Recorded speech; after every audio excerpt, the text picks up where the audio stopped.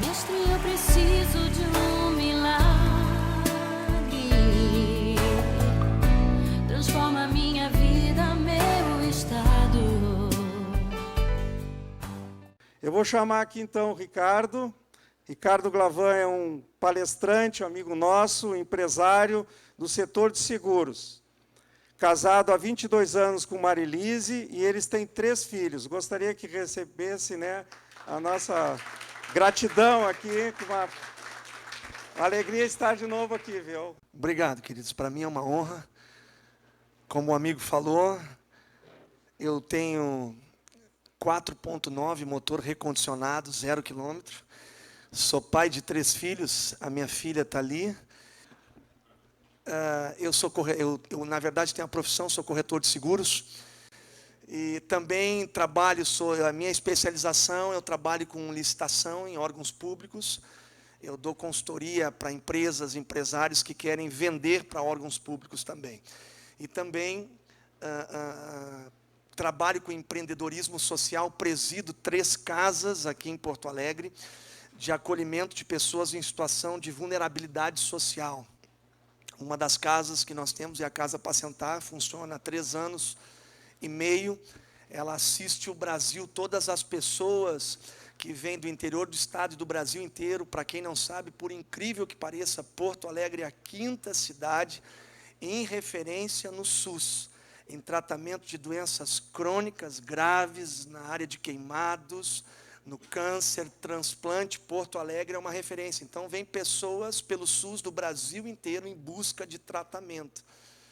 Então, como a gente trabalha com empreendedorismo social, a gente tem um projeto, uma ONG, chamada Associação Beit Shalom, e um projeto chamado Projeto Amor. Então, a gente faz um trabalho com hospitais, e vendo essa realidade do SUS, em que as pessoas que vêm do interior do estado, na verdade, são despejadas pelos fundos municipais de saúde, não têm dinheiro, são pessoas que estão vulneráveis, têm medo, não conhecem a cidade, e o que o SUS oferece para o acompanhante é uma cadeira do lado do leito.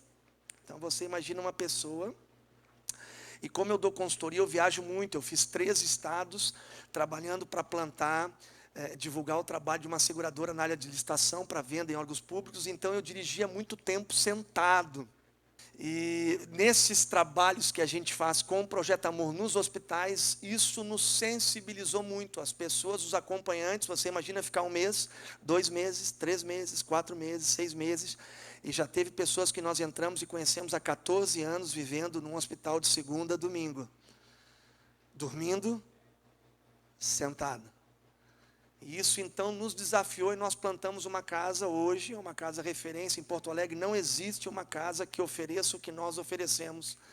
Nós damos 4 refeições, pouso, com pensão completa, 4 refeições diárias, e as pessoas que vêm para cá do interior ficam até o final do tratamento. Então, nós temos pessoas há mais de 1 ano que estão sendo acolhidas gratuitamente. Temos uma casa também para o imigrante, que infelizmente o Brasil trabalha acordos internacionais para receber o refugiado geográfico e o refugiado de guerra. Então, abre, faz esses acordos, traz os imigrantes para cá, importa esses refugiados, criam leis de incentivo, se viabilizam verbas, mas essas verbas não chegam para esses refugiados, porque acabam sendo desviadas. Infelizmente, estamos no Brasil, a cultura do roubo está institucionalizada. E não é só no campo político, no meio empresarial, em todas as esferas sociais, isso é um tumor, virou cultural no Brasil. Então, nós temos uma casa que trabalha com imigrante, e temos uma outra casa também que nós colocamos para trabalhar com crianças de rua, e crianças de rua não, crianças que saem das casas lares, porque infelizmente hoje nós temos políticas sociais, criaram as casas lares que agasalham essas crianças que perderam, foram destituídas de parte do poder, que vão para essas casas lares, e nessas casas lares então são criadas por um pai e uma mãe social. E hoje a igreja, cristãos têm assumido essa função social, devolvem para essas crianças o que elas não tinham, que é o amor, E elas então passam a acreditar na figura materna, na figura paterna, mas quando fazem 18 anos têm que ir embora. São colocadas para fora. E muitas acabam voltando para as ruas, ou voltando para a mãe que é prostituta, ou o pai que é presidiário, traficante, e todo aquele trabalho se perde. Então nós montamos uma casa para receber esses jovens, e essas casas todas são casas com autogestão. A ideia é ensinar essas pessoas a pescar e não dar o peixe.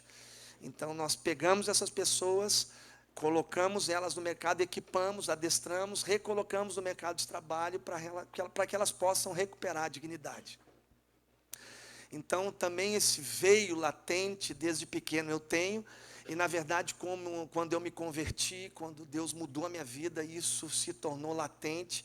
E hoje eu trabalho nessa área de empreendedorismo social. Também sou pastor da Igreja Batista, tenho 110 anos aqui na capital. A minha história com o Evangelho, a minha família, eu sou filho de José Cristóvão Glavan, papai.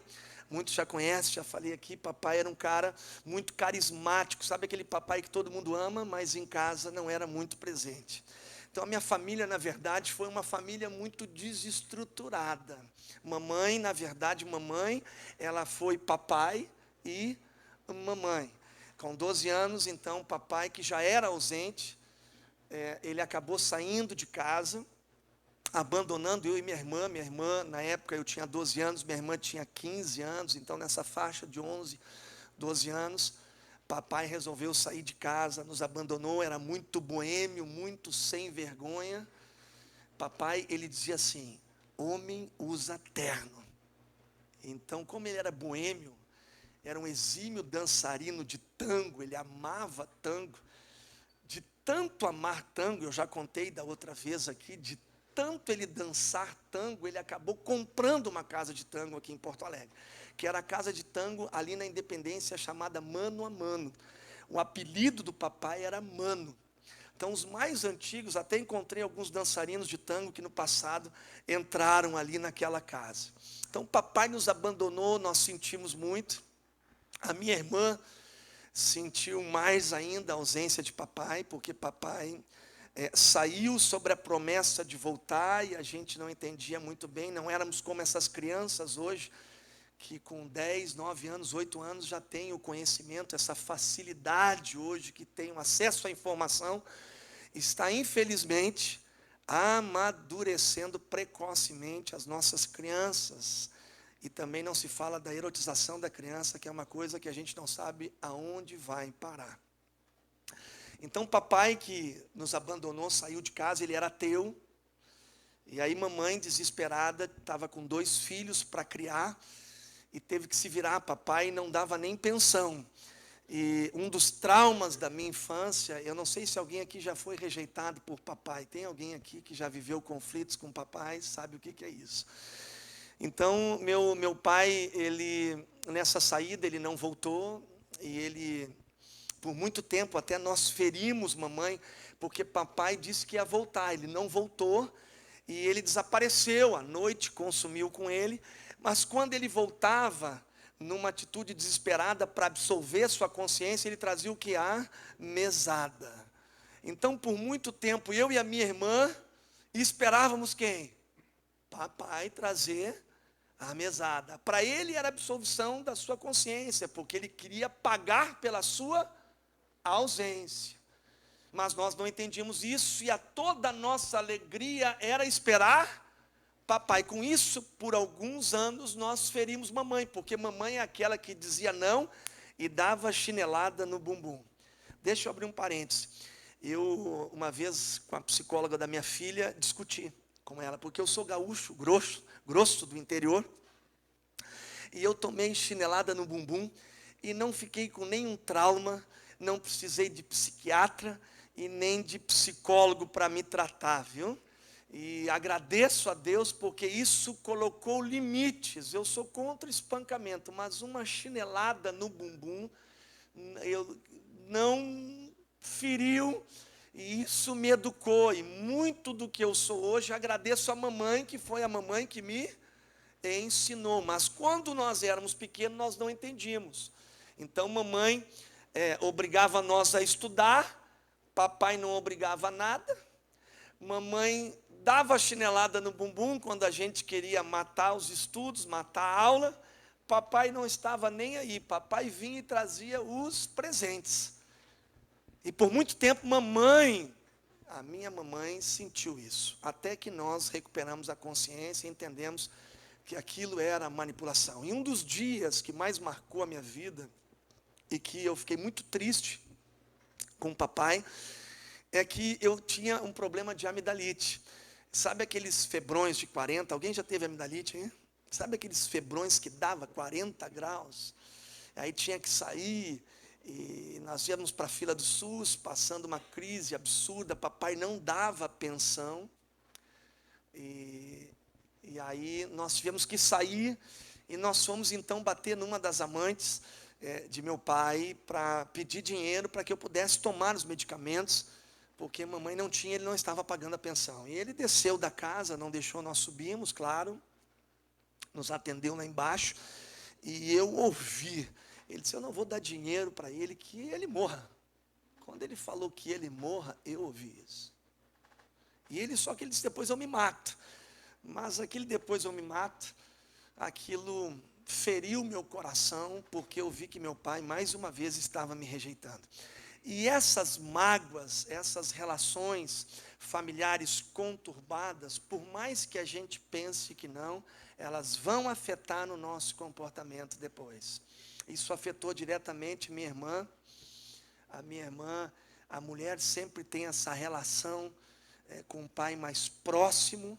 Isso também produziu uma demanda reprimida no coração de minha irmã, porque quando ela se casou, teve uma filha, que é a minha sobrinha, e a minha sobrinha foi criada sem limites, porque na verdade a minha irmã dava para minha sobrinha o que ela nunca teve. Então colocou minha sobrinha numa redoma de vidro. Isso trouxe alguns prejuízos para ela como mãe, com a sua relação com a sua filha, porque criou uma filha sem limites. Então esses danos, na minha ocasião, eu com aquela mágoa, com aquela rejeição, pensei que pudesse administrar, mas entrei por um caminho de drogas e bebida. E sutilmente, eu não sei você, mas normalmente a tendência do filho, por mais magoado que seja, muitas vezes é ele trilhar no caminho. Meu pai era muito boêmio, muito mulherengo, gostava de zoeira, e eu acabei indo frequentar a casa de tango dele. Eu fazia zoeira com ele de noite. Acabei herdando essa herança da noite. Eu comecei a fazer festa de segunda a domingo. Minha mãe se casou de novo, não foi feliz no seu segundo casamento. Meu padrasto foi um cara precioso até o tempo em que nós descobrimos que ele adulterava com uma prostituta, e ele contraiu AIDS. Isso eu estou falando de 20 e poucos anos, 25 anos. Se desconfiava que AIDS se pegava pelo copo. E meu padrasto adulterou, para vocês terem uma ideia, com uma prostituta, adquiriu AIDS e adulterou com a esposa do irmão da minha mãe. Então ele poderia matar a família por todos os lados. Então nós viemos de uma família bem conturbada. E essas perturbações todas, isso acabou me levando, eu comecei a fazer festa, tentando de alguma maneira abafar, tentar de alguma maneira absorver, lidar com essa mágoa. Então a gente vai buscando alguns paliativos, tentando preencher esses vazios, essas rejeições. Então eu fazia festa, eu era como papai, um cara festeiro. Para os meus amigos eu era um cara muito feliz, mas cada vez mais fui entrando para a bebida, para a droga. Então na minha juventude, assim, comecei a beber muito. Para vocês terem uma ideia, no início da minha relação, assim, quando meu padrasto veio, eu não estava querendo nada com o trabalho, eu queria fazer festa de segunda a domingo. Sabe qual era o meu apelido? Feriado. Eu comecei a mergulhar na noite, comecei a beber, comecei a sair. Eu era viciado em carnaval. Então, carnaval, eu era pirado por carnaval. Nós tínhamos um pacto, nós tínhamos um bloco carnavalesco, que nós então tínhamos uma aliança, era um bloco só de homens. O lema do bloco, eu vou dizer aqui: virgindade tem cura, junte-se a nós. Esse era o lema do bloco. E todos que tinham namorada tinham que romper com as namoradas para nós fazer uma zoeira. E nós botava som na SAT em Tramandaí. Então eu já sabia que aqueles 4 dias de carnaval a gente pirava. Era drogas, lança-perfume, maconha, e aí tinha de tudo, cocaína. Na minha época não tinha ainda, e eu era boleteiro. Nós usávamos Heptalidon, Algafan, Reativan, nós via até tubarão voando no meio das festas, de tanta droga que nós usávamos, mas não eram drogas tão potentes como são hoje. O crack hoje é muito mais destrutivo. Então essa foi a minha juventude. E perdido dessa maneira, eu tinha uma tia pirada, louca. O nome dela é Maria Malha. Eu chamo ela de metralhadora 1.50, porque ela é baixinha. Era, meu pai já faleceu. Ela era irmã gêmea do meu pai. Então, meu pai e mulher. Essa minha tia, você imagina uma mulher, na família ela tinha época, ela vivenciou tudo. Ela foi hinduísta, budista, espírita, batuqueira, kardecista, católica. Ela passou por tudo, ela tinha um desejo de conhecer a Deus. Então ela trilhou tudo que é caminho que você possa imaginar. E um dia essa louca pirada, que já tinha fama na família, se converteu. Então para nós era mais uma das suas loucuras, da sua insanidade, e ela veio falar de Cristo para nós, de Jesus. E quando ela veio falar, ela era muito louca para nós, ela era fanática, então ela vinha no super, nós se escondia, literalmente nós se escondia dela, porque ela vinha chorando, me agarrava por baixo dos braços e dizia: Jesus te ama. Eu digo: o que essa louca quer falar que Jesus me ama? E ela fazia escândalo, ela chorava, eu achava aquilo um fanatismo absurdo. Mas como eu estava nessa vida de boemia, de droga, e papai era representante comercial, então eu trago na veia um lado de vendedor, uma herança. Então eu nunca trabalhei de carteira assinada, eu sempre fui vendedor. O filho andando no caminho do pai. Então eu também herdei, eu era vendedor, só que eu mentia tanto, era tão mentiroso, para vocês terem uma ideia. Eu tinha um cartão chamado Persona Jeans, e dizia lá: empresário do ramo de confecções. Então eu mentia que eu estava procurando modelos. Então era eu, na verdade quem tinha a indústria era o filho dessa minha tia. Então eu fui estudar as máquinas, overlock, 3 linhas, costura reta, jeans 11 onças, 7 onças, porque se eu pegasse alguém que conhecesse, eu tinha que estar bem afiado. Tudo isso para seduzir as meninas. Pô, modelo, empresário, botava a garrafa de champanhe, mas eu não tinha onde cair morto, tudo era embuste. E eu estou vivendo a vida bandida, a vida louca. E eu estou lá, Persona Jeans, mentindo, aí conseguimos sair com 2 meninas lindíssimas, eu e o filho dela. Só que nós tínhamos mentido demais, e nós não tínhamos nada, nem dinheiro para andar de táxi ou pegar ônibus. Eu disse: cara, mas nós vamos ter que sair com essas meninas, cara. Nós vamos ter que fazer. Nós não temos dinheiro para o táxi, não tem dinheiro para nada. O que nós vamos fazer, cara? Não podemos perder. Deu tudo certo, está tudo esquematizado. Eu tive uma ideia. Vou pedir o carro para quem? Para minha tia. Aí o meu primo Caetaninho disse assim: não vai, porque a mãe vai mandar, vai querer que a gente vá na igreja, porque ele também detestava esse negócio de igreja. Então, para nós, pastor era tudo ladrão, sem vergonha, lacaio, e essa é a imagem que todos têm. E eu sou solidário a isso, muitos são mesmo, posso falar porque eu sou pastor. Muitos estão roubando em nome da fé. E, infelizmente, hoje, para falar de Cristo, a gente tem que desconstruir tudo que as pessoas estão vendo na TV. Não é, o evangelho não é assim, gente. Não é assim. Então, o que eu fui? Vou pedir, eles são pai, a mãe vai pedir para nós: cara, vamos na igreja, cara. Vamos na igreja, depois pega o carro e sai com as mulheres. Fui falar com a minha tia, o que ela fez comigo? Empresta o carro, mas só se vocês forem na igreja. Então, eu vou na igreja, e depois nós vamos sair com as meninas, cara. Então eu fui na igreja, eu tinha horror de crente, eu tinha horror de pastor, mas eu fui na igreja porque eu tinha um objetivo, que era sair com aquelas meninas. Quando eu entrei na igreja ali era a comunidade. Alguém conhece a comunidade Monteiro Lobato? Na minha época eu cheguei lá e estava lotado de mulher aquele negócio. Eram umas 1.500, 2.000 pessoas, umas gurias lindas. Meu Deus, cara, que espetáculo isso aqui. Então eu entrei na igreja e vi aquele bando de mulher dançando e pulando. Eu digo, pá, que legal. Mas o meu objetivo era sair com as meninas. Só que de repente começa a tocar um louvor. Asaf Borba, nosso Deus é soberano. Ele começa a ministrar e aquela música começa a entrar no meu coração. E começou a me dar uma tremedeira. Eu confesso que eu não estava entendendo absolutamente nada. E de repente eu comecei a chorar compulsivamente. Só que eu estava num misto de choro e um misto de vergonha, porque imagina minha tia pirada vendo eu chorar e tremer. Glória a Deus! Aleluia! E eu disse, meu Deus, que vergonha. Eu estava ali, mas aquilo era mais forte do que eu. Aquele pastor estava pregando. Quando eu me dei por conta, eu estava entregando a minha vida para Jesus Cristo.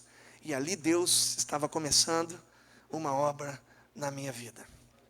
Ali eu entreguei minha vida para Jesus, confessei Jesus como Senhor e Salvador, me ajoelhei. Vocês devem estar perguntando se nós saímos com as meninas. Não, não saí com as meninas mais. E naquele momento, quando me entreguei, quando confessei para Jesus, fiquei 3 meses aprendendo, conhecendo esse Deus e vendo como Ele é simples. E aprendi uma coisa, eu aprendi que Ele perdoava pecados. Aí eu pensei uma coisa comigo, bom, se Ele perdoa pecados, eu vou pecar até os meus 70 anos.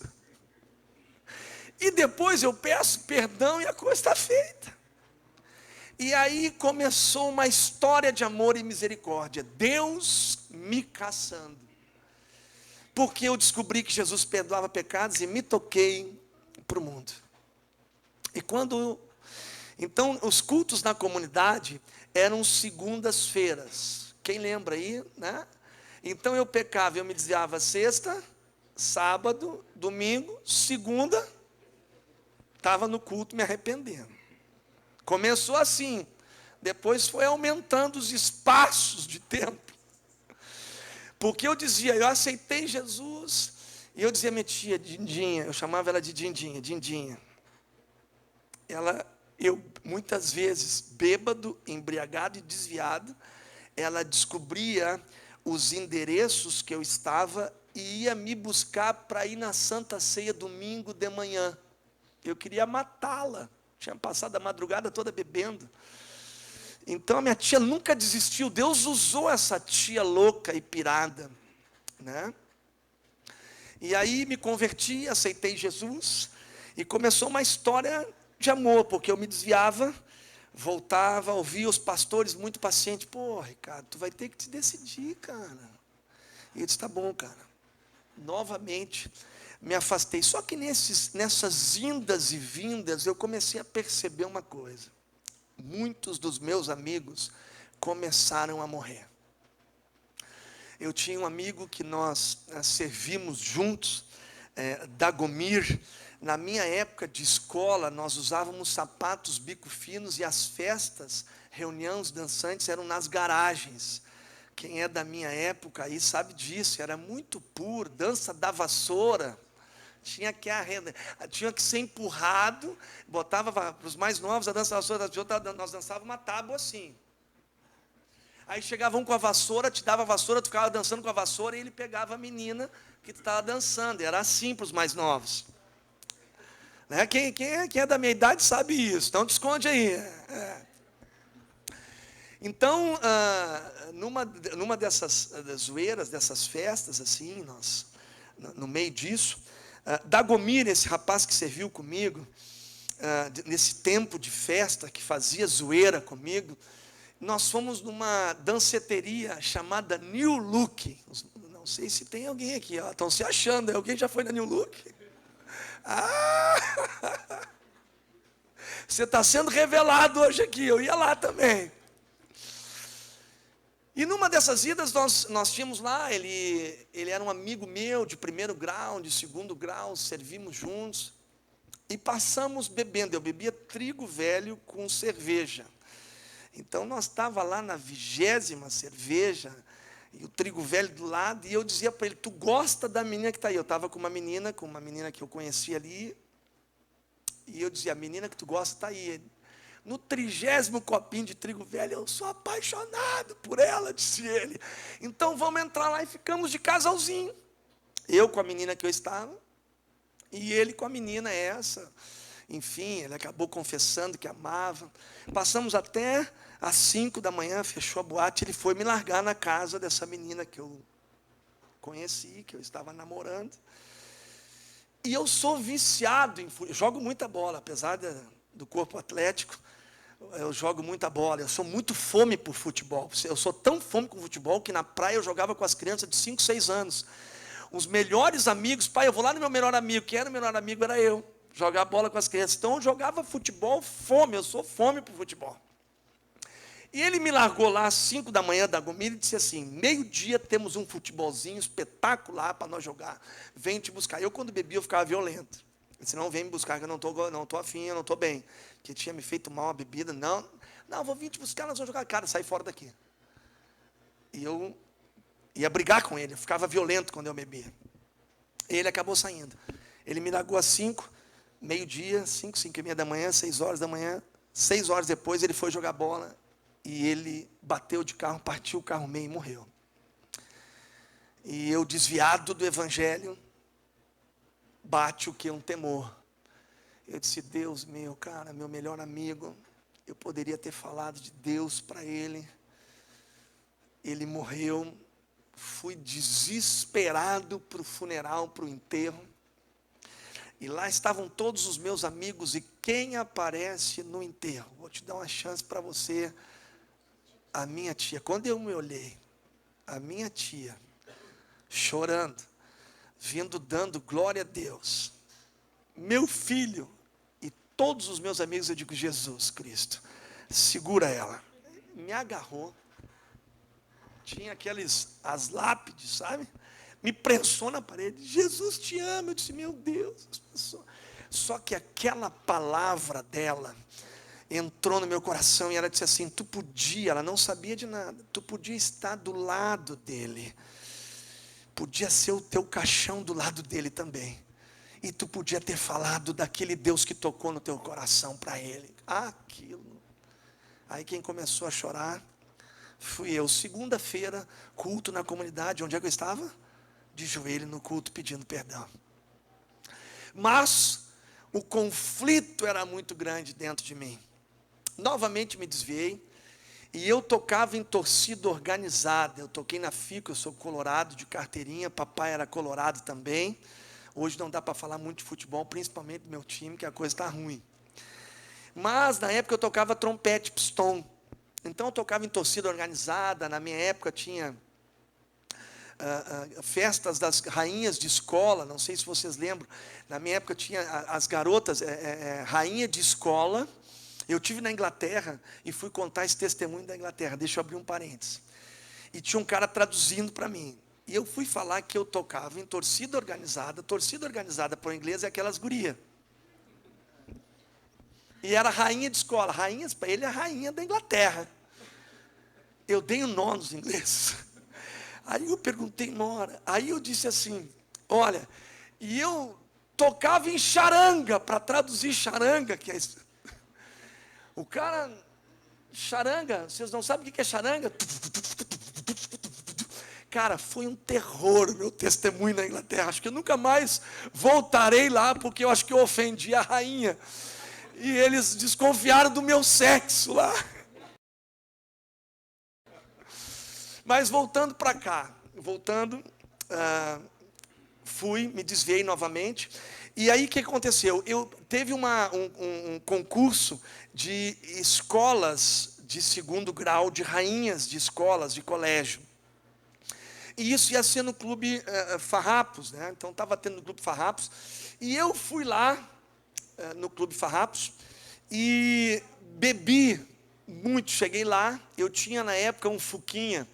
Para vocês terem uma ideia, naquele Fuquinha estava escrito assim: Jesus Cristo salva. A minha tia que me deu. Eu disse, eu vou entrar, vou pegar uma guriazinha, vai perguntar de Jesus. Eu vou acabar negando ele. Para vocês verem como Deus teve misericórdia de mim. Arranquei aquele negócio, botei para dentro do porta-luva e fui para a festa. Mais uma vez. E aí cheguei lá com o meu instrumento de sopro, as charangas, torcida organizada, tudo lá, tudo me disputando a unha. Entra aqui, nós pagamos tudo para ti. Pá, entrei e bebi mais 1 tonelada de cachaça lá dentro. Eu saí mal, inclusive vomitando. E quando eu peguei meu Fuquinha, quem conhece o Clube Farrapos, desci em direção a Ipiranga. E quando eu desci em direção a Ipiranga, ele entrou ali na Ipiranga e eu desmaiei na direção do carro. E quando eu desmaiei na direção do carro, eu apaguei. Só que meu carro dirigiu sozinho. Toda a Ipiranga, toda a Zenha, subiu a Correia Lima e parou na frente do quartel. E no quartel tem um plano de defesa do batalhão. Se você para, tem toda uma estratégia de defesa em função de atentado, de roubo. A guarda toda se armou. Quando abriram, era eu que estava lá dentro, chapado, bêbado. Eu servi no 3º Batalhão de Polícia do Exército. Na verdade, eu fiz CPUR, rodei no CPUR porque fui fazer as provas chapado. Aí caí na tropa, na PE. E aí, quando a Ibirapuera caiu, eu fui quase em coma, fui levado para o hospital. Passei quase uma semana, de 4 dias a um dia, uma semana no hospital. E ali eu vi, quem vai me visitar lá no hospital? Minha tia. Deus tem te guardado, meu filho. Ele tem um plano na tua vida. Você precisa entender isso. E aquilo entrava no meu coração. E Deus começou a fazer uma obra mais profunda. Eu comecei a perceber, antes dessa situação, para vocês terem uma ideia, antes dessa festa do Farrapos, para vocês entenderem cronologicamente, eu tive um desvio também que eu quero colocar para vocês. Eu me desviei novamente. Antes dessa, a do Farrapos foi a derradeira. Essa que o meu veículo dirigiu sozinho, e a minha tia foi lá, e eu me arrependi ali, realmente, Deus fisgou o meu coração. Mas antes disso, nessas disputas de escola, de garotas, eu estudei no Infante Dom Henrique. Meu 2º grau foi ali. E teve a rainha da escola, também ali, que foi disputar, e a menina da minha turma, que era Ana, o nome dela, era muito minha amiga, porque na verdade ela era muito bonita, ela era linda, e ela me ajudava a granjear, eu era muito mulherengo. Todo mundo dizia que eu tinha um caso com ela, que ela nunca fiquei com ela, nunca foi minha namorada, nunca ficamos juntos, nós éramos muito amigos. E eu disse para ela uma coisa: olha, você ganhou na nossa turma, uma coisa eu vou te prometer, que você, a melhor torcida vai ser a tua, porque eu chamei toda a negrada da camisa 12, da FICO, fiz uma charanga absurda, fui com instrumento de sopro, pistão, trombone, deixa para mim que a melhor torcida vai ser a tua. Passei a tarde toda picando papel com ela, picando papel, e ela disse: tu vai comigo? Eu disse: não vou contigo, porque eu tenho que me chapar. Ela: tu vai comigo? Não, vou contigo, deixa eu ir, que eu tenho que tomar umas biritas, e a coisa vai pegar fogo lá. Ela insistiu para ir comigo. Eu fui para a festa. Ovo de Colombo, quem é que lembra do ovo de Colombo aí também? Ó, tem os antigos aí. Aí estou lá no ovo de Colombo, ela não vem. Então chamando as candidatas. E eu, chapado, cheio de boleta, fui ligar no orelhão. Na época não tinha celular. Fui ligar no orelhão na esquina. Disse: e aí? A Ana não vem, tá uma loucura isso aqui, que é dele. Mas ela já saiu 1 hora daqui, Glavan, mãe dela, tal. Cara, se eu olhasse para... Eu estava tão chapado, se eu olhasse para cima, ela bateu no poste o carro e ela morreu. Ela nasceu no Hospital Moinho de Vento e morreu na frente do Hospital Moinho de Vento. Ela tinha batido lá em cima, tinha ambulância, foi um desastre absurdo. Então, no cemitério, eu desesperado, meus amigos todos lá, quem aparece no cemitério? A minha tia. Essa minha tia me perseguiu, e na verdade era Deus através da vida dela. E aí, novamente, eu vou para o joelho, peço perdão a Deus, as palavras entram, então aconteceu esse advento do Clube Farrapos, onde Deus visou e disse, não, Deus, realmente tu existe, e tu quer ter uma história de amor, e eu me rendo para ti. A partir dali, Deus começou a operar na minha vida. Então eu montei uma empresa, uma corretora de seguros, sou corretor de seguros desde 91, eu trabalho com seguro, tenho uma corretora de todos os ramos, atualmente sou corretor de seguros da Prefeitura de Porto Alegre, do Hospital de Clínicas, na área de seguro de vida, mas trabalho com todos os ramos. E como empresário aconteceu uma coisa milagrosa comigo. Como eu estava me convertendo e mudando de vida, quando a gente trabalha assim, é um ambiente muito chique, o ambiente de corretores, é meio Adonep aqui, todo mundo chique, né? E eu, chinelo, convertido agora, querendo ter uma história de amor com Deus, eu vesti os ternos, papai dizia, filho, homem tem que usar terno, então eu era um embusteiro. Então eu tinha toda a pinta de quem tinha, às vezes pegava um chaveirinho, ia para as reuniões de corretor de seguro com a chave, mas não tinha carro. Saía um pouquinho antes e ia pegar o buzu. E uma vez eu passo ali, na Carlos Gomes, na esquina da Carlos Gomes, com a Nilo Peçanha, tinha uma revenda de automóvel, e eu passei chorando ali. E eu falei com Deus, eu não tenho um pai presente, um pai rico, mas tu és meu pai. E tu pode mudar a história da minha vida. E eu sei que tu tem buscado, eu sei que tu é meu pai, e tu pode me dar um carro, tu tens poder para me dar isso. E a lágrima do gaúcho, só eu e Deus. E aí fui para a parada de ônibus, ataquei, encontrei um irmão da igreja. Aí o irmão da igreja ainda para dar uma boa, hein, cara, com esse terno e pegando o buzum. Mas humilhai-vos debaixo da potente mão de Deus, e Ele a seu tempo vos exaltará. Deus ouviu aquela oração. Mudança do cruzeiro para o real quando dolarizou a economia, lembram? Minha conta estava sempre negativa no banco da minha empresa. Eu abri empresinha, corretor de seguros, estava remando, aprendendo a trabalhar com seguro. O seguro tu vai crescendo, é uma bola de neve, tu vai tendo renovações, mas era o início da minha carreira, um empresário cristão. E nessa minha caminhada com Deus, nessa oração que eu fiz, o que aconteceu comigo? Eu orei e pedi um carro para Deus. Eu vou dizer para Deus, olha para o teu irmão e diz assim, Deus ouve oração. Pode falar para o teu amigo, olha, Deus ouve oração. Eu morava na Zenha, perto do Chiqueirão ali do Grêmio, antigo Olímpico. A minha filha é gremista. Eu gosto de Poncã. Aí, eu fui tirar um saldo no banco, mas me acordei com o Giovanni, um amigo meu, nós morávamos ali na Zenha. Fui tirar o extrato no Unibanco ali na Zenha. Fui lá, tirei o extrato. Eu estava acostumado com aquele sinal negativo, menos alguma coisa. Só que naquele dia tinha mais R$3.500. Na época era $3.500. Foi o primeiro dia que mudou a economia, que os bancos abriram. Eu digo, erraram. Me deu um nervoso. Tirei, está errado esse negócio, cara. $3.500 na minha conta, louco. Só que quando eu falei assim, tá louco, eu me lembrei, eu pedi um carro. E o Giovanni disse assim, tu vai ter que devolver. Tu é crente. E eu disse assim, peguei um cafezinho, comecei a ficar nervoso, então vamos lá de uma vez. Eu vou falar com a gerente. Sentei com a gerente, olha, eu vou lhe dizer bem franco. Eu sou empresário, estou começando, e tem alguma coisa errada. Vocês erraram, eu quero dar isso de uma vez. Então a senhora vai lá, tem R$3.500 na minha conta e está errado esse negócio, não tem? Estou acostumado. Só um minutinho, me acalmaram, foram lá dentro.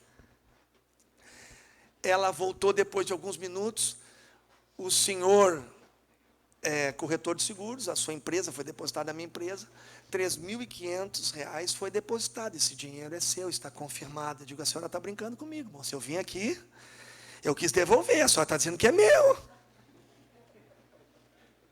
Sim, é seu, foi um depósito feito pela Unimed, seguradora de São Paulo.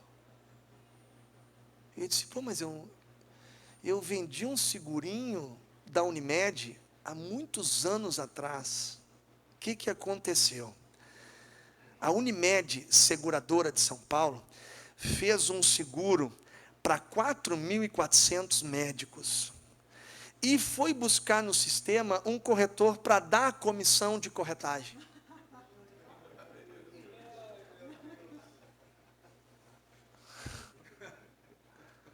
Irmãos, eu não sei você, mas eu sei quem foi que fez aquilo. O que eu fui fazer? Eu tinha pedido o quê? Meu pai comprava carro. Na época, eu fui lá, busquei eu levei minha tia. Canoas. Pai, vamos lá, comprei um Voyage todo transformado com motor de Santana. Irmãos, eu fiquei tão feliz, eu vim orando em línguas, vim orando, agradecendo a Deus, que eu esqueci a minha tia na revenda. Aquele Voyage que eu comprei era um carro, uma Ferrari para mim.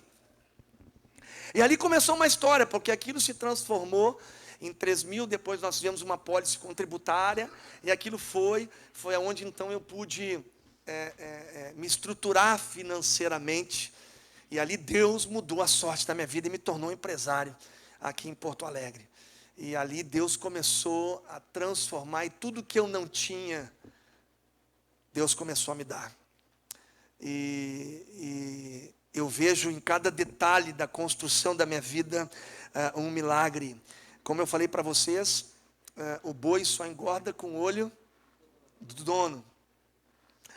E nesse meio tempo Deus também começou a me chamar para essa vocação pastoral, muito forte, muito latente. E eu comecei a plantar uma igreja aqui na Zona Norte, na qual eu presido a Igreja Batista. Pastor Gessé que me gerou, um homem de Deus, um homem comprometido com a verdade. E eu vim para cá na Zona Norte e tive que, por um momento, passar minha corretora para que um amigo meu administrasse. E praticamente a corretora quebrou, né? Em função de eu ter que atender a obra, atender essa minha vocação, que era muito latente, porque eu ainda possuo essa vocação. A seguradora que eu trabalho gostaria de me absorver para trabalhar em licitação de maneira integral, mas eu não posso satisfazer, porque minha especialidade, fui formado nessa área de licitação. Em função de ter essa vocação pastoral, eu não posso trabalhar da forma que a minha diretoria gostaria que eu trabalhasse. Então eu tenho que dividir meu tempo. E na época, quando eu estava plantando a igreja, eu tive que dividir. E quando passei a corretora, ela praticamente entrou num declínio, em função do meu casamento, com as vocações, com as obras sociais, com a igreja. E uma vez eu estou em conflito. E aqui eu quero contar esse detalhe para vocês. Isso vocês não sabem, para vocês é novo. E eu estou orando às 6 da manhã na igreja, clamando a Deus. E eu, quando gosto de uma música, eu peço para as pessoas repetir 10 vezes. Canta de novo. Quem conhece, canta de novo. Canta mais uma vez. Eu estou ali orando, falando com Deus pela manhã, porque Deus ouve as nossas orações, querido. Viu? Deus é um Deus real, vivo, próximo. Igreja somos nós. Igreja está aqui, é onde nós estamos. Quando 2 ou mais se reúnem, ali Ele está. Então, igreja é o teu coração, é onde Deus habita, dentro de mim e dentro de você. E eu estou ali no endereço orando com os meus irmãos. E eu estou falando com Deus: papai, tu sabes, eu não tenho, papai já partiu. Eu dependo de ti. E eu estou trabalhando para ti. Mas eu quero ser um homem íntegro. Porque a minha crise financeira não pode alcançar terceiros. Existem uns terceiros de boa fé. Eu quero honrar meus compromissos. Eu creio na verdade. E orei. E quando eu estou orando ali, um menino começa a cantar uma música que diz assim: desde a antiguidade ainda não se viu, ainda não se ouviu um Deus que trabalha por aqueles que nele esperam. Quando aquele garoto começou a cantar isso, essa música entrou no meu coração, como aquela vez eu entrei na igreja, lembra? E eu comecei a me desmanchar e a chorar diante de Deus. Tu trabalha por mim e a minha esperança está em Ti. Eu comecei a chorar. E disse: Deus, eu confio em Ti, quero ser um homem íntegro, eu espero em Ti, Tu trabalha por mim. Isso é um texto que está em Isaías. Um Deus que trabalha por aqueles que nele esperam. Desde a antiguidade ainda não se viu e ainda não se ouviu um Deus que trabalha por aqueles que nele esperam. Foi comigo assim. Quando eu ganhei a pólice da Unimed, aquilo se transformou em 3.500, 5, 10, 15, 20, 30, eu chegava a buscar 40 mil numa semana. Foi assim, mas eu estava passando por um momento de crise. Eu estava indo aos pés do Senhor, porque eu aprendi que Deus ouve oração. E aí orei, saí dali, aquele menino começou a cantar a música. Quando ele começou a cantar essa música, eu comecei a chorar, canta de novo. E o menino diante, mais uma vez. E eu chorava. Eu tinha pedido para Deus que eu queria ser íntegro e que eu queria saldar as minhas contas. Honrar com os terceiros. Saí, fui dar uma volta, fui lá na Alvorada, que nós íamos abrir um outro trabalho na Alvorada. E eu recebo uma ligação. Aí quando eu recebo uma ligação, celularzinho, oi, a ligação estava ruim. E eu, amado, se eu te chamar de irmão, irmã, porque eu esqueci teu nome, tá? Tu fala comigo, me diz o teu nome, 5 minutos depois eu me esqueço. A idade vai chegando e a gente vai ficando meio pironauta. Aliás, Jesus veio para os loucos. E eu sou um desses loucos. O cara me ligou, eu digo: oi, pastor, aqui é o Paulo César. Eu digo: Paulo César? Pastor, o PC. Quando ele falou PC, eu me lembrei, é um jogador de futebol. Meu amigo. Eu digo: aí, PC, onde é que tu anda? Nunca mais te vi, pastor. Eu estou aqui na Arábia Saudita, nos países do Catar. Por isso que a ligação estava ruim, demorava para chegar. E um gaúcho grosso como eu. Eu digo: aí, PC, como é que tu está, querido? Eu tenho uma coisa para te dizer. Faz 4 dias que eu estou orando por ti. E Deus manda te dizer que tu é um homem íntegro. O cara, lá na Arábia Saudita, nos países do Catar, me liga para mim, depois de eu ter orado, às 6 da manhã, dizendo que eu queria ser íntegro. E ele diz assim: e não só isso, pastor, Deus tocou no meu coração. E nesses 4 dias que eu estou orando, Ele me mandou lhe honrar. E eu quero lhe mandar uma oferta. Eu digo: glória. E eu estava orando para confirmar se isso era de Deus ou não era de Deus. E Deus usou a minha esposa. E Deus confirmou através de um texto que falou pela boca dela. Eu preciso lhe dizer: desde a antiguidade ainda não se viu e ainda não se ouviu um Deus que trabalha. Amigos, sabe aquela minha tia louca que chorava? Pois bem, o louco era eu, andando na Alvorada, chorando e dizendo: Deus, porque eu entendi que aquele cheque estava assinado por Jesus Cristo de Nazaré. Ele ouve as nossas orações. E me permita te dizer uma coisa: a vida com Deus é assim. Teria uma riqueza de detalhes para dizer para vocês como Ele cuida de nós. E eu vou contar só mais um para você ver. Uma vez, a minha sogra, eu sou casado, a minha esposa, o meu sogro foi delegado da Receita Federal de Porto Alegre. O cara que mais se manteve no quadro de delegado foi delegado da Receita Federal de Caxias, de Porto Alegre. E diz que pai pobre tinha um sogro pobre é burrice. Então, meu sogro querido, amado, ele muito amado, muito precioso, a minha esposa, né? estava conosco. Por que eu estava falando antes? Eu estou ficando velho. O que eu estava dizendo antes de falar do meu sogro?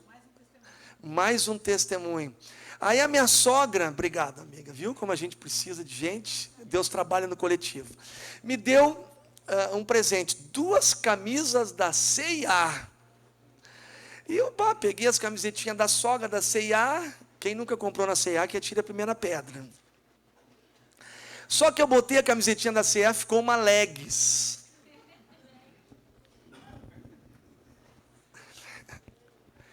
Eu disse, eu vou lá trocar as camisetinhas. Entrei na C&A. E eu não tinha, na época, como eu falei para vocês, início da minha carreira aí, eu tinha um terno preto.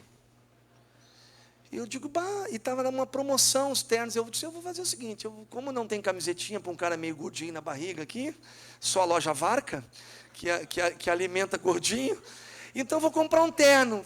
Eu não tenho um terno preto, está barato, vou trocar o terninho. Se tiver que dar uma diferença, eu até ponho, vou comprar um terno preto. E por que eu estou contando isso? Porque Deus entrou comigo na C&A. Aí comprei o terno preto, fui experimentar, não entrou na coxa. Puxa vida, eu queria o terno preto, mas não tinha o meu tamanho. Tinha um cinza, mas cinza eu já tinha, mas estava tão barato o terno. E papai sempre disse para mim, a gente traz essas heranças, homem veste terno. Eu vou levar um terno cinza. Peguei o terno cinza, comprei e fui para casa. Mas que cor eu queria o terno? Estou um dia caminhando, veio um brother também, muito bem sucedido, um amado, um empresário também, e ele olhou para mim, querido, tu não te ofende? Eu preciso falar contigo. Eu disse, não, amado, pode falar. Tu vai achar meio louco o que eu vou te dizer, mas Deus me mandou entrar numa loja e comprar um terno para ti. Eu digo, irmão, que cor?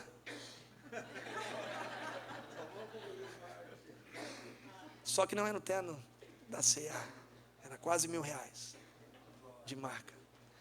Ele não só mandou comprar um terno preto para ti, mas uma camisa e uma gravata. Tu não vai te ofender? Eu digo, não, querido. Deus cuida de nós. Ele é real. Ele é vivo. Ele é verdadeiro. Ele é cheio de misericórdia. E eu estou te falando isso, não porque eu creio numa religião, porque a religião não salva ninguém. Eu creio num Cristo vivo, que se revelou para mim e mudou a história da minha vida. Eu era um homem mulherengo, fui transformado, sou homem de uma só mulher, há 22 anos, tenho 3 mulheres, a minha esposa e as minhas 2 filhas, e sou o cara mais feliz do mundo. E todo aquele cara que prova algo bom, gostaria que outros provassem algo bom. E eu quero te convidar para ficar de pé. Eu quero desafiar você. Você vai ganhar um presentinho. Como eu falei, a igreja está aqui. A Bíblia diz que Deus não habita em santuários feitos por mãos humanas. Eu não tive uma experiência com um padre ou com um pastor. Quando me converti, esqueci de contar para vocês, mamãe era batuqueira espírita, me expulsou de casa. Aí fui morar com a minha avó católica, ela também me expulsou de casa. Aí onde é que eu fui morar? Catia. Mas eu sei que esse Deus está aqui hoje. E eu queria te dar a oportunidade de você provar esse Deus. A Bíblia diz, provar e ver de que o Senhor é bom. Faça um desafio. Eu quero desafiar você. Se isso tudo que eu estou falando é verdade, que você experimente, fale com Deus isso. Eu queria que você baixasse a sua cabeça, fechasse os seus olhos. E se você quiser provar uma coisa, é conhecer Deus de ouvir falar. Outra coisa é experimentar. E eu quero te desafiar hoje, se você quiser entregar a sua vida a Jesus, se você quiser hoje experimentá-lo no seu coração, de uma maneira mais profunda, eu gostaria, todos de olhos fechados, cabeça baixa, você levantasse a sua mão. Estou vendo a tua mão, vejo a tua mão, vejo a mão de vocês, vejo a mão de vocês. Agora, com muita liberdade, somos poucos aqui. Você que levantou as mãos, Vem aqui na frente, nós queremos dar esse presente para você, mas antes nós queremos orar por você. Então você que levantou, pode vir aqui, foram várias pessoas, vem aqui. Pode vir aqui, vem aqui, vem aqui. Todos que levantaram a mão, sem vergonha, nós estamos aqui como família. Isso que você fez, um dia eu fiz e mudou a história da minha vida. Tudo que eu não tive e tudo, quem não tem uma família estruturada, o que mais deseja é ter uma família estruturada. E Deus me deu isso. E eu quero abençoar, eu gostaria de chamar os líderes do capítulo para nós orarmos aqui. Eu gostaria que você fechasse seus olhos e repetisse comigo assim. Diga assim: Senhor Jesus, me lava com teu sangue. Me cobre com teu sangue. Senhor Jesus, nessa noite, eu venho aos teus pés e te declaro como Senhor e Salvador da minha vida. Senhor Jesus, eu te peço agora que tu perdoes os meus pecados. Me lava com teu sangue. Senhor Jesus, escreve o meu nome no livro da vida. Senhor Jesus, a tua palavra diz que aquele que vem a ti, de maneira nenhuma, tu lança fora. E nessa noite, eu entrego a minha vida, o meu coração, nas mãos do teu Espírito. Em nome de Jesus. Amém. Isso que você fez, eu fiz. E mudou a história da minha vida. E eu creio que Ele vai mudar a sua. E isso não é uma experiência com o pastor. É com Ele, porque Ele ouve a nossa oração. Vou passar para os irmãos e você vai ganhar esse presentinho. Mestre, eu preciso de